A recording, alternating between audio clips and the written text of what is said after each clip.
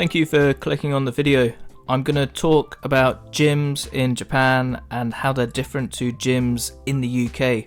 Obviously at the moment, right now with the current situation, practically every gym in Japan is closed, though I'm just going to be talking more generally about the differences. So the first major difference between the gyms is the cost. So gyms in Japan are much more expensive. So if you went to a very basic gym and you wanted a monthly membership, you'd be looking at paying around 8,000 yen a month. You can go to gyms which are much more expensive than that. I looked around one which was asking for 20,000 yen a month, and on top of that they wanted 2,000 yen per visit. But I think that was probably because the gym was a meeting place for business people who wanted to network. And with these 8,000 yen gyms, what do you get? They're relatively basic, so you won't be getting studio classes, you won't be getting an onsen or a sauna. When it comes to free weights, the selection and the range tends to be a lot smaller than in the UK. In the UK, even at a commercial gym, the dumbbells would typically go up to about 50 kilograms, though in Japan, many gyms have dumbbells up to 30 kilograms. So depending on how strong you are and what type of lift you want to do, you're a lot more restricted. And you're also a lot more limited if you want to do free weights in terms of barbells, squat racks, power racks. Often there might just be one power rack in the gym, so if you wanted to do any type of program that's centered around things like deadlifts, squats, bench press, then it'd be a lot more difficult to do that in a Japanese gym. Not impossible, obviously, but a lot more difficult.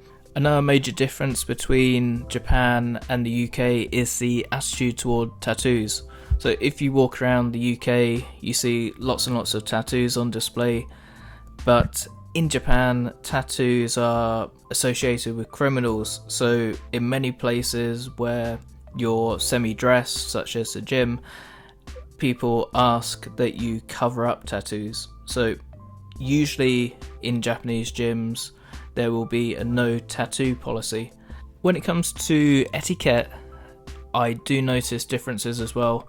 So one of them would be when it comes to wiping down machines when you're done. So in my experience of gyms in the UK, this isn't something that people adhere to too much.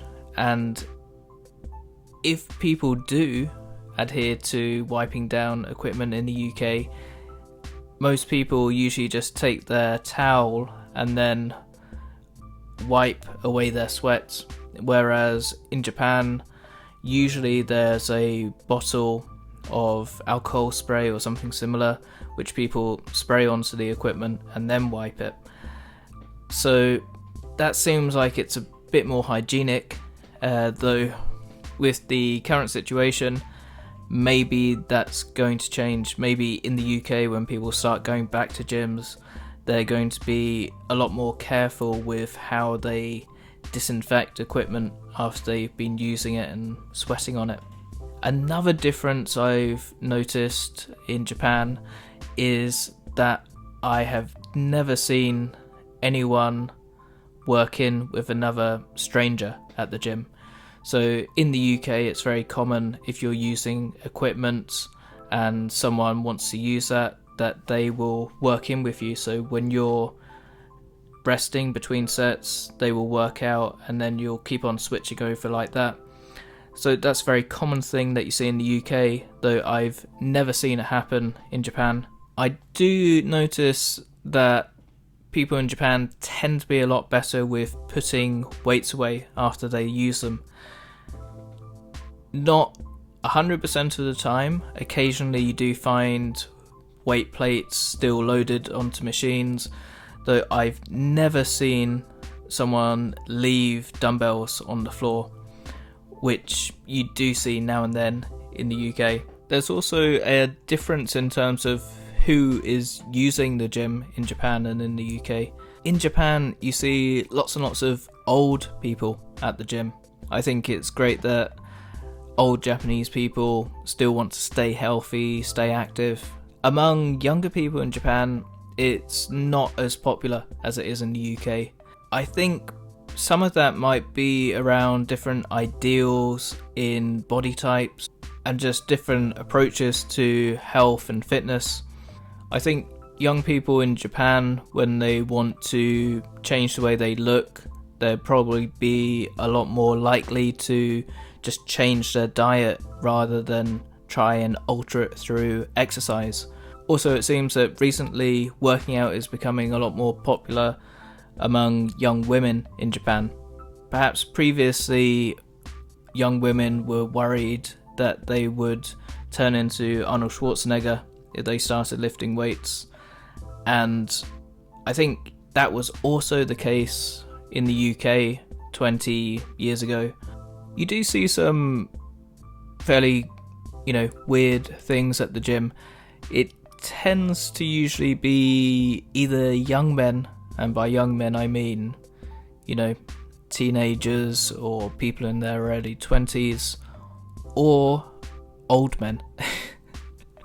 This isn't just a Japanese thing, because I think this happens everywhere in the world. You see people doing bizarre things at the gym. With the younger men, you see things like bicep curling in the squat rack, which is very frustrating if you only have one squat rack in the gym.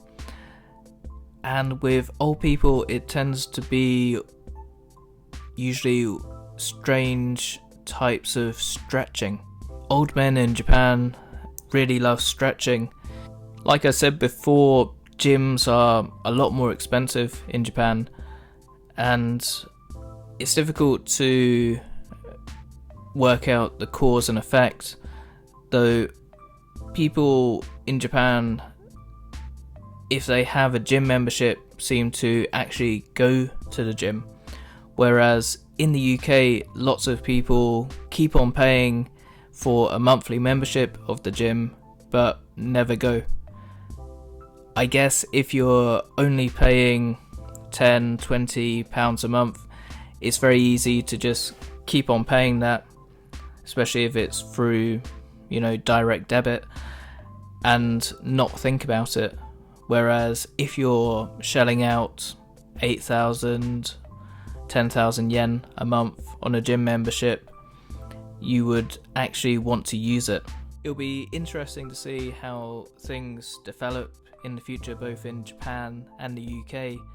With the current situation, I think a lot of people might be scared to go back to a gym, seeing as you're sharing equipment with other people, they're sweating over it, you're breathing heavily in a confined space with lots of strangers. Maybe that will be too much of a risk for a lot of people. Thank you very much for watching the video, and also if you have any comments, please leave them down below. So perhaps you have gone to the UK from a different country, and I'd be interested to know what your impression of those gyms in the UK was. And also, if you have been to Japan and you've been to the gyms here, what did you think?